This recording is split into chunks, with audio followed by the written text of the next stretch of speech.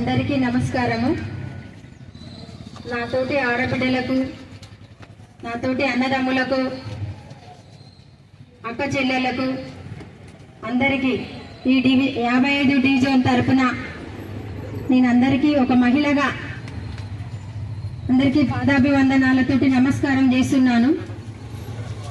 ఒక 25 సంవత్సరాల తర్వాత డివిజన్లో ఒక ఆడబిడ్డలకు అవకాశం వచ్చింది. ఎవరు రాలేకపోయినా కూడా నేను అందరికీ దృష్టిలో పెట్టుకొని ఇది వీళ్ళ పరిపాలన 15 ఏళ్ల నుంచి కాంగ్రెస్ ప్రభుత్వంలో ఉండిపోయింది డివిజన్లో అనుకొని ఇన్ని సంవత్సరాలకి అవకాశం గుంపుల లక్ష్మక్క గారికి వచ్చిన అవకాశం తర్వాత నేను ఆదర్శంగా తీసుకొని నేను ఈరోజు ముందుకొచ్చినాను.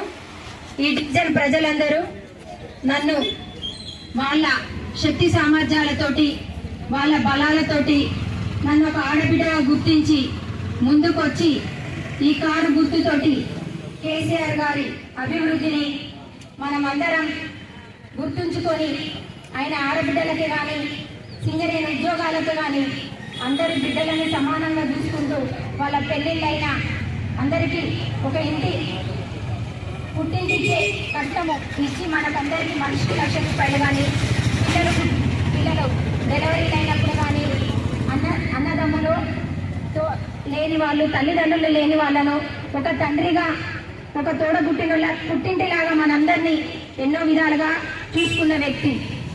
అతన్ని మనం ఎప్పుడు కేసీఆర్ గారిని ఎప్పుడు మర్చిపోకూడదు. వాళ్ళందరికీ ఎప్పుడు మన ధన్యవాదాలు తెలియజేస్తున్నాము. మనందరి ఆదరాభిమానాలతోటి నేను ఈరోజు డివిజన్కి కారు గుర్తుకు పోటీ చేయాలని చేస్తున్నాను. మీరందరూ నాకు శక్తి సహకారాలతోటి వచ్చి మీరందరి దీవెనలతోటి మీ అమూల్యమైన చేతితోటి 1వ నెంబర్ కారు గుర్తుకు ఓటేయగలరని మీకు అందరికీ నేను మనస్ఫూర్తిగా కోరుకుంటున్నాను. జై తెలంగాణ. కేసీఆర్ గారు